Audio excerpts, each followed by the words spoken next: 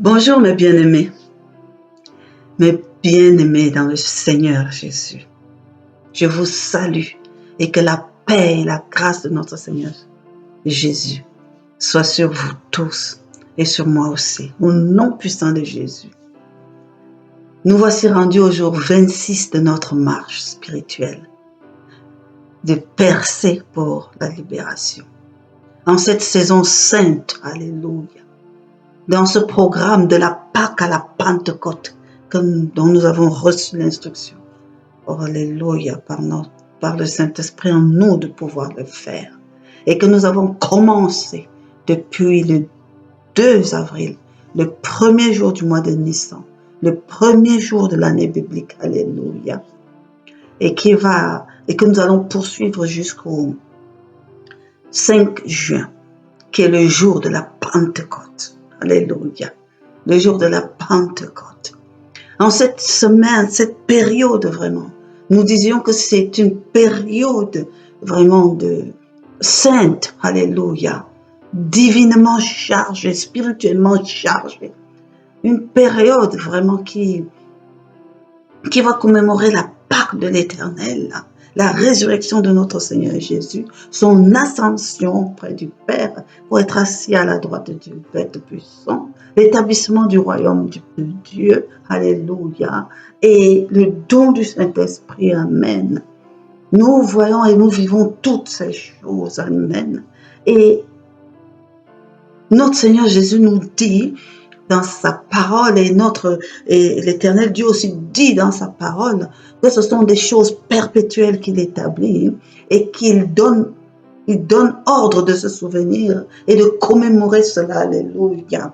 Parce qu'à chaque fois en cette saison, alléluia, des choses particulières sont faites et relâchées de la part de notre Père Dieu pour vraiment équiper son peuple, équiper les fils du royaume, alléluia, pour toute l'année à venir, amen, à être victorieux, amen, à aller vraiment en vainqueur, pour vaincre dans les plans de l'Éternel. Vraiment, c'est une saison que nous avons commencé comme ça. Et nous l'avons vraiment progressé d'étape en étape, alléluia. Je vais encourager les personnes qui tombent sur ce message aujourd'hui, que les messages précédents, les 25 messages précédents sont disponibles sur notre chaîne YouTube Héritage du Royaume, et aussi les inviter à visiter notre site internet, notre plateforme d'édification chrétienne www.héritageduroyaume.org. Ils vont trouver tous les messages vraiment et s'en inspirer pour faire un parcours, alléluia.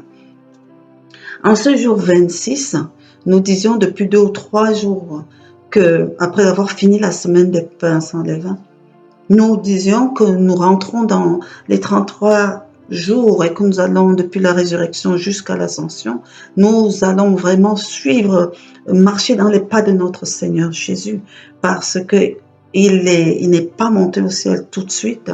Il est resté et il a apparu à ses apôtres à plusieurs reprises, continuant à les former, continuant à les édifier, continuant à les remotiver, continuant à les remobiliser. Nous avons baptisé cette période la remobilisation, alléluia. Et 2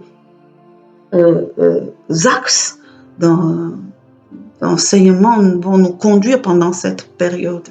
C'est marcher dans les pas de notre Seigneur Jésus et prendre chacune de ces apparitions et vraiment travailler, partager, méditer là-dessus, prier aussi pour pouvoir nous saisir et posséder la quintessence de ce qui est libéré. Parce que si notre Seigneur Jésus a estimé apparaître à ses apôtres et donner encore des recommandations, alléluia, c'est qu'il estimait que c'était important. C'est important que nous, en tant qu'enfants de Dieu, nous en soyons remplis, nous en soyons aguerris, alléluia, afin d'être également prêts, alléluia, pour la commission qu'il nous donne aux œuvres et aux actions qu'il a prévues que nous allons accomplir en cette année qui commence, alléluia. Donc nous avons déjà parcouru 3 premières apparitions.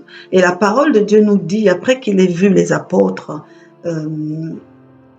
le premier jour, le jour de la résurrection, que 8 jours après,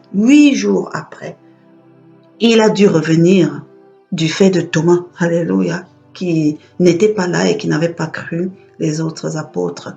Donc, il n'y a que 10 apparitions et chaque apparition va faire l'objet d'un message. Donc, pendant 33 jours, le deuxième axe qui va nous permettre de vraiment charger spirituellement ce temps, j'ai reçu du Saint-Esprit que vraiment nous devons évoluer dans l'enrichissement de l'amour de Dieu, dans la connaissance encore, dans vraiment l'embrasement de l'amour de Dieu. Alléluia. Sous toutes ses formes. Amen. Parce que la parole de Dieu dit que Dieu est amour et tout ce qu'il fait est par amour et la parole de Dieu nous dit même la parole de Paul que quel que soit ce que nous faisons avec le Père, quel que soit ce que nous faisons avec le Fils, quel que soit ce que nous faisons avec le Saint-Esprit, si ce n'est pas par amour, s'il n'y a pas l'amour, c'est que c'est vain, c'est vil, ça ne sert à rien. Et vraiment, moi je suis intéressée que en cette saison, cet amour-là prenne une grande place dans notre vie de chrétiens. Amen. Essayons de comprendre le véritable sens de l'amour que Dieu notre Père libère pour nous et dont notre Seigneur Jésus nous parle. Alléluia. Donc le Seigneur Jésus nous parle. J'ai appelé cette partie-là, cet axe-là, l'amour en héritage. L'amour en héritage. Alléluia. L'amour en héritage. C'est vraiment une période où nous allons travailler, étudier, partager au sujet de l'amour. Et dans toutes ses formes, d'abord, le commandement royal qui est l'amour de l'amour, qui nous permet de déployer cela dans 3 axes. C'est l'amour d'abord de Dieu pour nous. L'amour de Dieu pour nous, l'amour de Dieu pour sa création, l'amour de Dieu, l'amour qui vient de Dieu. Alléluia. Essayons de voir ce que la Bible nous en dit et de voir ce qu'elle représente et comment est-ce que nous la comprenons. Ensuite, nous allons essayer de comprendre l'amour de Christ pour nous. Parce que figurez-vous que dans la parole de Dieu, il y a plein de versets qui parlent et de l'amour de Dieu, mais et de l'amour de Christ, par lequel vraiment nous pouvons avoir la plénitude de Dieu, ou sans laquelle nous ne pourrons pas vivre la plénitude de Dieu. C'est donc que nous ayons un regard sur l'amour de Christ pour nous. Comment est-ce qu'elle se manifeste? Comment est-ce qu'elle s'exprime? Et comment est-ce que nous pouvons posséder cet héritage? Parce que c'est un réel héritage. Alléluia. Elle a des façons spécifiques de s'exprimer. Amen. Et l'amour qui vient de Dieu a des façons spécifiques de s'exprimer. C'est intéressant pour nous d'aller voir. Et le troisième volet va être que nous allons jeter un regard, et un large regard, je vous assure, sur l'amour que Dieu attend que nous manifestons. Cet amour que nous recevons de Dieu et du Christ et même du Saint-Esprit. Qu'est-ce que la Bible dit? Comment il attend que nous, cet amour-là, agisse en nous, cet amour-là, que nous le manifestons, que nous l'exprimons. Parce qu'il s'agit de tout ça. Donc vraiment, dans un sens de Dieu à nous, de Christ vers nous, mais de nous aussi, comment exprimer cet amour. L'exprimer vis-à-vis du Père, l'exprimer vis-à-vis du Fils, et l'exprimer vis-à-vis de notre prochain. Et même vis-à-vis de nous-mêmes, avant même d'aller vis-à-vis du prochain. Et vraiment, toutes ces choses nous enrichissent. Parce qu'il s'agit de travailler sur notre propre personne. Et il s'agit de pouvoir grandir en notre nature et de pouvoir connecter à la nature de notre Seigneur Jésus. Alléluia. Qui est vraiment le canevas à suivre. Donc vraiment, moi, j'ai déjà hâte de pouvoir évoluer. C'est vraiment des temps d'exhortation, c'est vraiment des temps de partage. Nous lisons la parole et nous essayons nous prions pour que le Saint-Esprit nous fasse nous approprier de ce que la parole de Dieu libère. C'est pour ça que moi je dis c'était l'amour en héritage. Donc il est temps que nous rentrons pleinement dans la possession de cet héritage. Alléluia. Vraiment. Donc, d'entrée de jeu, d'abord vraiment, moi je ne peux pas commencer ce message vraiment d'aujourd'hui particulièrement sans encore crier au Saint-Esprit de Dieu, crier au Paraclet, parce que la parole de Dieu dit que l'amour de Dieu a été établi et manifesté en nous par le Saint-Esprit. Alléluia. Donc vraiment, et que ce Saint-Esprit est notre Paraclet. C'est lui qui vient établir toutes choses en nous et faire toutes choses. Amen. Donc vraiment, Saint-Esprit de Dieu, particulièrement en cette saison, particulièrement dans cet axe, particulièrement dans ce travail où nous voulons rentrer et vraiment communier avec l'amour, cet amour qui vient du Père et qui nous inonde. Alléluia. Te prions. Je te prie particulièrement de prendre contrôle de toutes choses. Vraiment de nous enseigner, de nous éclairer, de nous révéler la profondeur de ces choses-là. Oui, beaucoup de travaux ont déjà été faits de part et d'autre, mais Saint-Esprit de Dieu, nous ne sommes jamais assez éclairés. Vraiment, je te supplie vraiment de mettre la vie dans ce que nous allons partager. Alléluia, afin que ce flux, le flux d'amour, vraiment qui coule du trône du Père, vraiment coule dans nos vies au nom puissant de Jésus. Que ce soit vraiment un héritage dont nous possédons. Alléluia. Gloire à Dieu. Merci Saint-Esprit de Dieu. Merci. Parce que je t'ai prié au nom de Jésus, notre Seigneur, et je sais que ma prière sera exaucée dans le nom puissant de Jésus. Amen. Voilà. Donc, cette première partie, nous allons nous attarder sur l'amour de Dieu pour nous. L'amour de Dieu pour nous. Alléluia. Et nous allons comme ça passer en revue certains versets. Moi, je dis pas tous. Moi, je dis toujours que les messages comme ça sont les messages qui donnent un peu l'orientation, la direction. Mais ça permet à chacun de méditer et peut-être de trouver encore d'autres pépites et que le Saint-Esprit apporte encore d'autres révélations en chacun. Amen. Donc, il y a quelque chose qui est particulier et que moi je vais remarquer, c'est que vraiment, quand on parle de l'amour de Dieu, quand on exprime vraiment ce terme amour, pendant mes recherches et tout dans ces versets, j'étais quand même assez surprise de voir que ce terme vraiment, l'amour de Dieu manifesté dans des choses qui ne sont pas relationnelles entre les hommes, n'était que dans le Nouveau Testament, en réalité. Dans l'Ancien Testament, il est difficile de trouver qu'on parle d'amour, même dans les cantiques ou quand on a utilisé le terme aimer dans l'Ancien Testament, il s'agit vraiment de la manifestation, de l'expression d'un désir charnel entre les gens.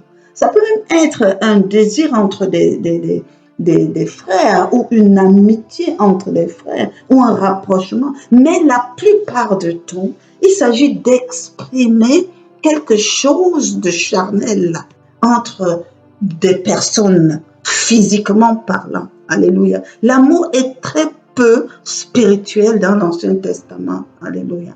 Et ils utilisent d'autres mots pour exprimer leur ressenti. Et c'est très sentimental, c'est très émotionnel. Et ces choses se font comme ça. Mais, et vraiment, je m'attendais à ce qu'il y ait une expression de l'amour particulière. Mais quand après j'ai lu les versets, plusieurs versets, et je comprends pourquoi ce n'est que dans l'Ancien Testament, et je comprends pourquoi ça se rattache à Christ en fait. Alléluia.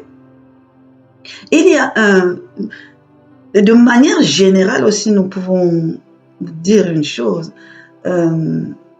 dans cette catégorie d'amour, c'est toujours le constat qu'il y a cet amour vraiment qui est un amour spirituel qui vient de Dieu et que dans la Bible nous appelons amour agapao.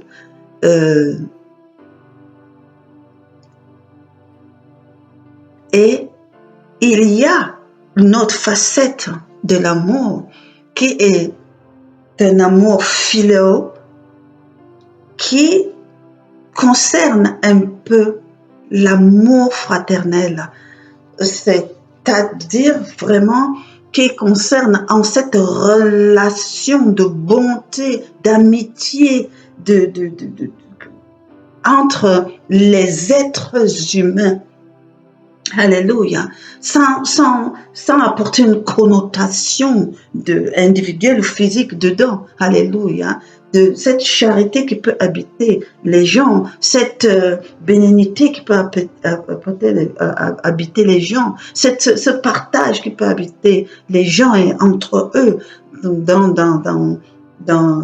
l'amour fraternellement. Nous y reviendrons vraiment en détail plus tard. Et il y a cet aspect d'amour qui est l'amour éros, qui est l'amour qui exprime le désir, le plaisir et le rapprochement de deux êtres, physiquement parlant, sexuellement parlant, alléluia, et qui ne touche que la chair, qui n'embrasse en aucun cas l'esprit, alléluia, et qui est cette partie éros-là, et aussi on a appelé aussi l'amour. Mais aujourd'hui, on a envie vraiment d'insister sur l'amour agapéo, l'amour philéo particulièrement, alléluia.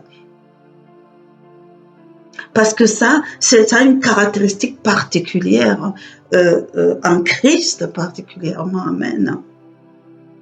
Alors que le éros est simplement lié à l'être humain dans sa chair, à la création de Dieu, mais dans l'expression de sa chair. Alléluia. Commençons par, j'allais dire le commencement du grand héritage. La parole de Dieu nous dit dans Matthieu 22 que des pharisiens étaient allés voir notre Seigneur Jésus-Christ pour essayer de le tenter par rapport à la loi, pour essayer de trouver quelque chose qui allait le mettre en porte-à-faux avec la loi de Moïse. Ils lui ont demandé, au verset 36, ils lui ont demandé, « Maître, quel est le plus grand commandement de la loi ?»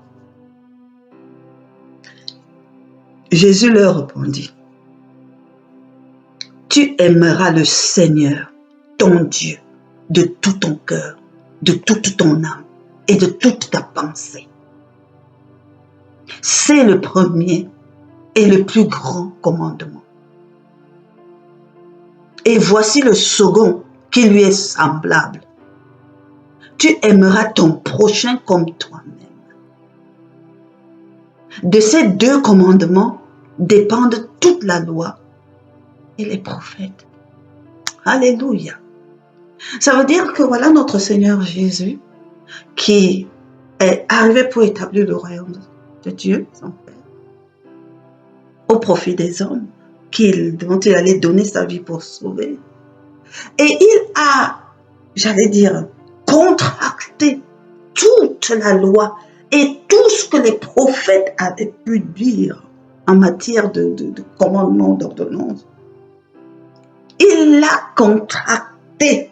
Je ne dis pas qu'il l'a annulé, non, il l'a contracté, résumé, en j'allais dire, un commandement à deux facettes.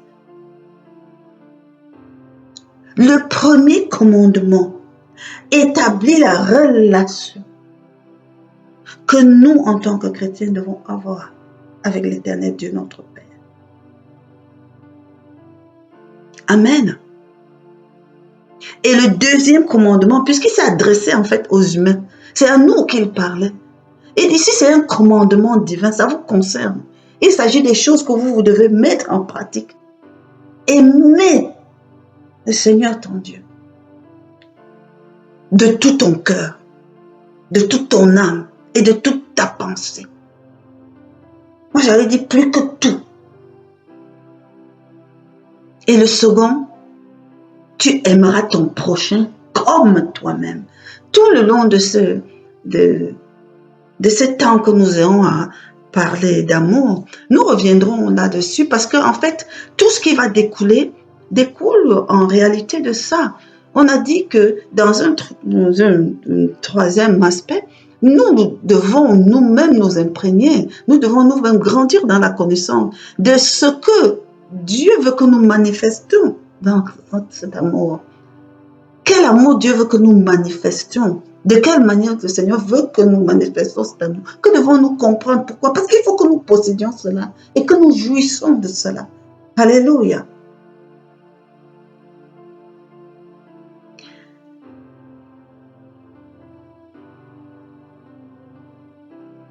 Dans un premier temps, il nous est dit quelque chose. L'amour de Dieu pour nous. Moi, je fais ce constat. C'est Christ. Alléluia. L'amour de Dieu pour nous, c'est Christ. Quand nous lisons les versets, que ce soit des apôtres, que ce soit même Paul, etc., et tout ce que nous lisons là-dessus, nous ramène l'amour de Dieu pour nous à Jésus-Christ. Alléluia. Dans Jean 3,16, il dit, car Dieu a tant aimé le monde. Tout ce qui s'est passé, c'est parce que Dieu a tant aimé le monde, qu'il a donné son Fils. Quand on dit même ici le monde, Dieu a tant aimé sa création, qu'il a donné son Fils unique, afin que quiconque croit en lui ne périsse point, mais qu'il ait la vie éternelle. Dieu a tant aimé le monde. Voilà la raison de toute chose. L'amour de Dieu pour nous était tel qu'il a envoyé son Fils unique pour vouloir venir donner sa vie afin que nous ne périssions pas. Alléluia. Et que nous ayons la vie éternelle.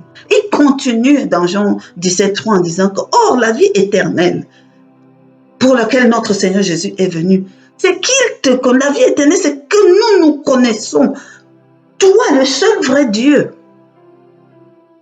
La vie éternelle, c'est que nous connaissions le seul vrai Dieu. Et celui que tu as envoyé, nous dit Jésus-Christ. C'est-à-dire que plus nous allons marcher dans la connaissance de Dieu notre Père, par la connaissance de Jésus-Christ notre Seigneur, plus la vie éternelle va s'exprimer en nous. Plus nous entrerons en possession de cette vie éternelle, puisque c'est ça même la vie éternelle. Donc plus nous avançons dans ça, plus nous possédons cette vie d'éternité. Alléluia.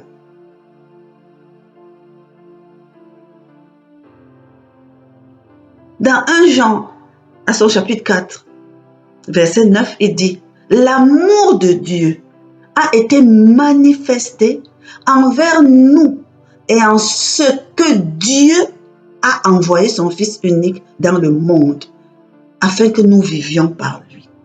Si tu veux comprendre l'expression de l'amour de Dieu, elle s'est manifestée dans le fait qu'il a envoyé Jésus-Christ, son Fils unique, dans son monde, afin que nous puissions vivre par lui, afin que le monde soit sauvé par lui.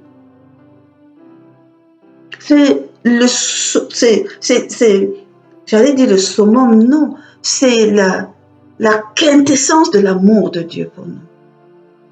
Vous savez, avant d'envoyer Jésus-Christ, nous savons que le Seigneur, Dieu a fait tellement de choses. Dieu a créé d'abord les cieux et la terre, créé tout ce qu'elle renferme, créé le jardin d'Éden, alléluia. Tout cela dans la perfection avant de créer l'homme pour le mettre au sein du jardin d'Éden. Mais même ça, on n'appelle pas ça l'amour de Dieu. L'amour de Dieu trouve sa quintessence dans le fait qu'il a envoyé son Fils unique mourir à la croix. Parce que toutes les autres choses relèvent d'autres choses, relèvent de la bonté de Dieu, relèvent de sa générosité, relèvent de toutes ces natures de Dieu bon et qui donne. Mais la quintessence de son amour est dans le fait qu'il a envoyé notre Seigneur Jésus-Christ, qu'il a envoyé son Fils unique accomplir ce qu'il a accompli à la croix pour notre salut. Alléluia. Ça me permet de comprendre qu'il y a une chose, que l'amour manifesté, quels que soient les niveaux, doit se détacher des choses matérielles. Vraiment, cet amour doit vraiment être dans l'immatérialité. Alléluia. Et s'occuper vraiment profondément de la vie qu'il y a dans les choses. Alléluia. De la vie qu'il y a dans les choses. Il y a une dynamique dans cela. Ce qui apporte la vie même. Parce qu'il nous a tout donné. Il a tout déversé. Mais on n'a pas dit que c'est parce qu'il nous aimait tellement qu'il nous a donné ces choses. D'autres pans de sa nature comblent ces choses.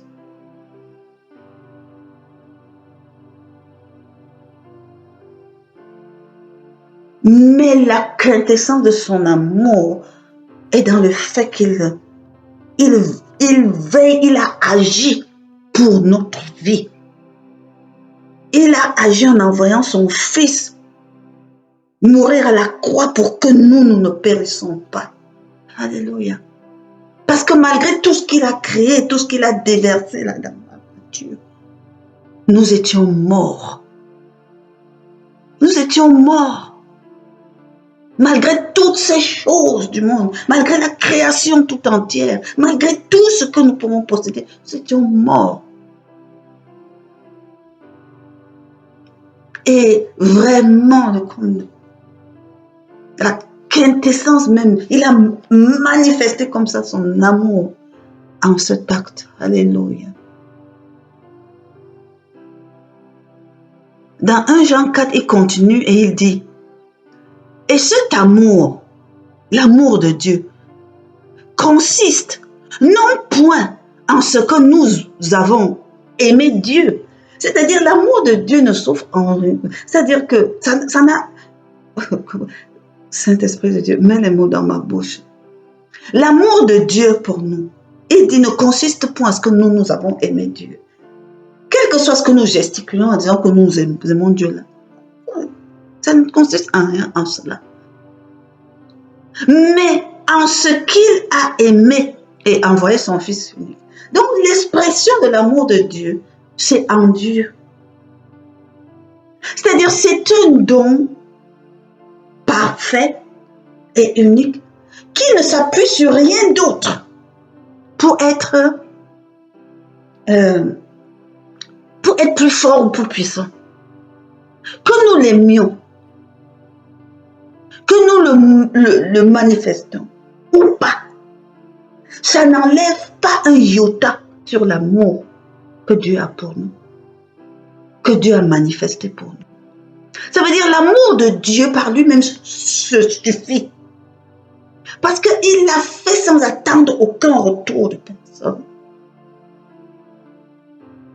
L'amour de Dieu est dans cet acte que Jésus-Christ est venu accomplir à la croix du Calvaire. Et tout ce qui en découle.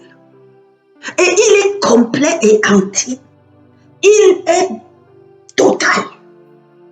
Et rien d'extérieur ne vient ajouter quelque chose à cet amour. Ou retrancher même quelque chose à cet amour.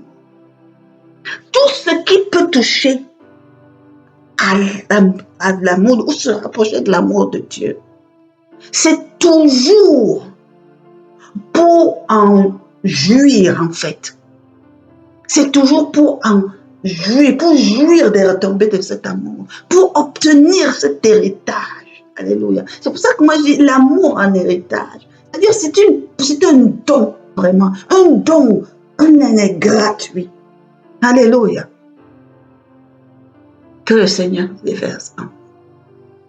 Alléluia.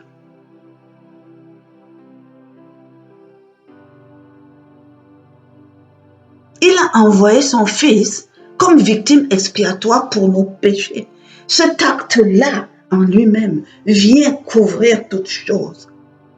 Dieu est amour. Dieu est amour.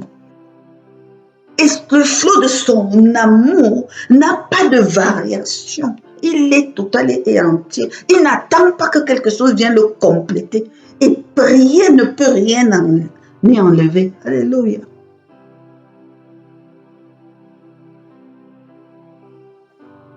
Et je disais que l'amour de Dieu est Christ. Dans Romains, Paul nous explique que Dieu prouve son amour envers nous. S'il fallait parler de preuve, prouve son amour envers nous en ce que lorsque nous étions encore des pécheurs, Christ est mort pour nous. C'est toujours une façon de dire la même chose. Alléluia.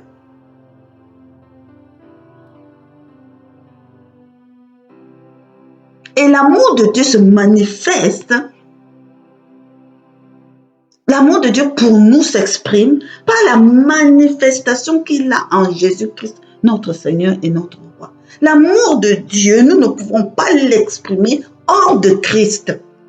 Ce n'est pas possible. L'amour de Dieu ne peut pas s'exprimer hors de Christ. C'est vrai que cet amour se répand sur toute sa création. C'est pour ça qu'en Jésus-Christ, le salut est pour tous. Alléluia. Même ceux qui n'ont pas encore compris que l'amour de Dieu se manifeste en Christ, n'ont pas seulement la possession de cet héritage.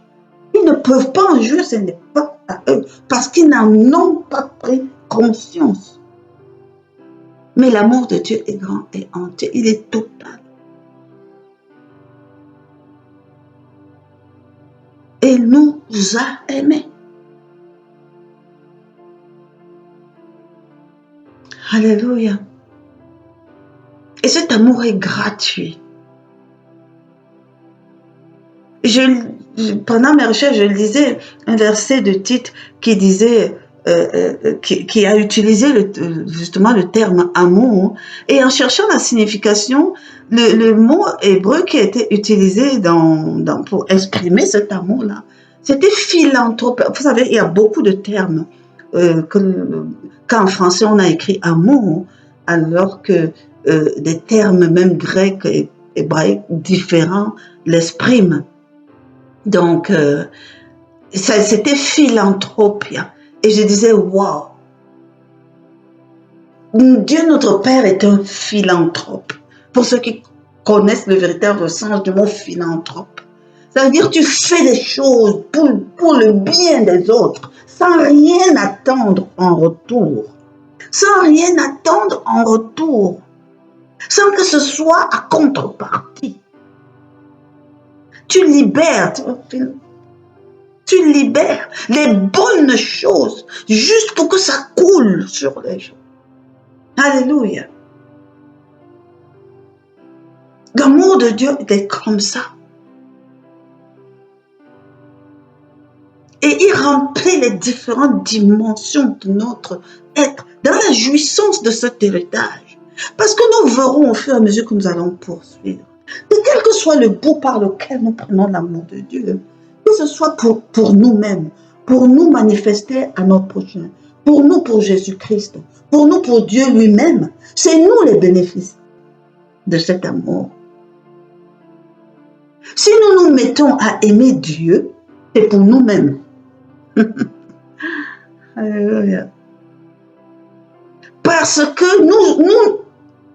le fait que nous aimons Dieu, nous ouvrons les portes de déversement de tout ce qui est contenu dans l'amour de Dieu qui vient. Alléluia. C'est une façon même seulement de connecter à ce flot d'amour déversé, dont le bien est pour nous. C'est nous qui jouissons de l'héritage. Alléluia. Quand Paul exprime que quand vous connaîtrez la profondeur dans tous les axes de la largeur, la hauteur, la longueur, la profondeur de l'amour de Christ, parce que ça c'est encore une autre dimension, vous pourrez ainsi entrer dans la plénitude du Père. Oh my God. Amen. Tout cela est bénéfice pour nous. Tout cela est bénéfice pour nous.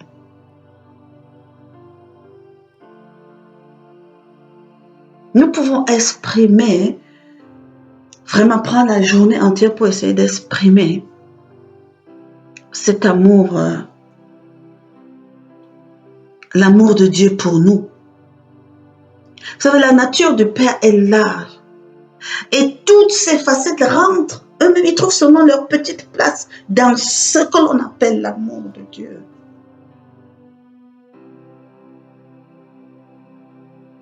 De l'amour de Dieu.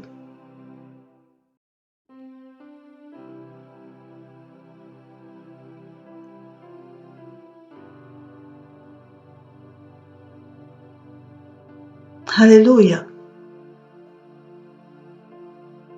Nous, dans les messages suivants, vraiment nous allons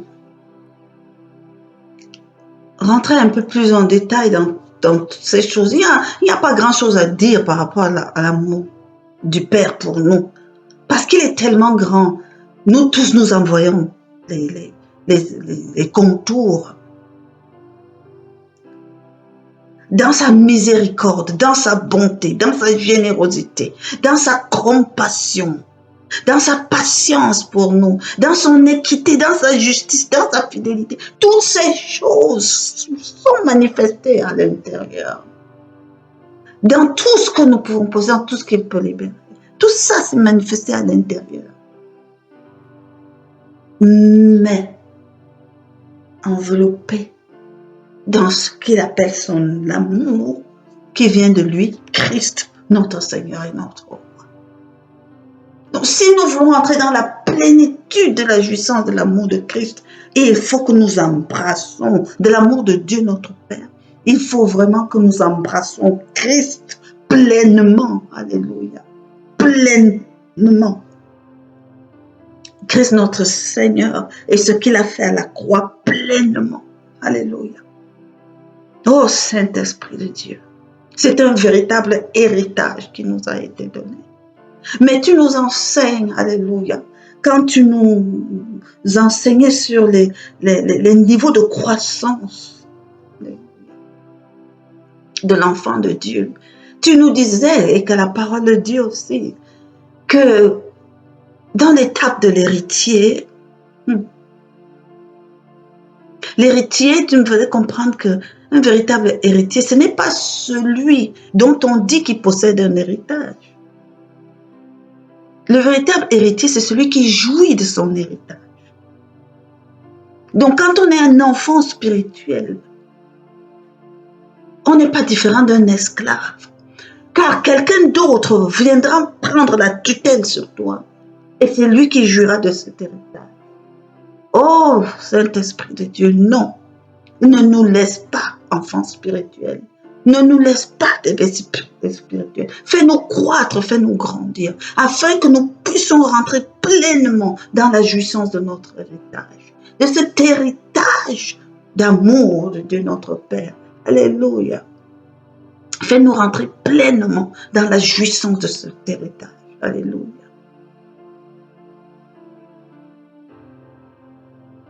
Quand je pense que dans la parole, il est dit une chose, quel que soit ce que nous faisons pour dire que nous aimons Dieu, c'est quand même triste parce que la parole de Dieu et notre Seigneur Jésus nous dit que la seule façon que nous avons d'aimer Dieu, nous, c'est de mettre en pratique ses commandements. Si tu mets en pratique les commandements de Dieu dans ta vie, Dieu verra que tu l'aimes. Oh, Barakash. Et il y a beaucoup qui font beaucoup de choses pour Dieu. Il y a plein, moi-même je me mets dans le lot et tous les chrétiens avec, qui font beaucoup de choses pour Dieu et qui ne mettent pas en pratique ses commandements. Alléluia. Donc, d'après ce que Jésus-Christ nous a dit, ça veut dire que l'expression de notre amour pour Dieu est faussée. Est faussée. Ne rentre pas dans la vérité de ce qu'il nous dit. Donc, il est important pour l'enfant de Dieu de savoir de quelle manière manifester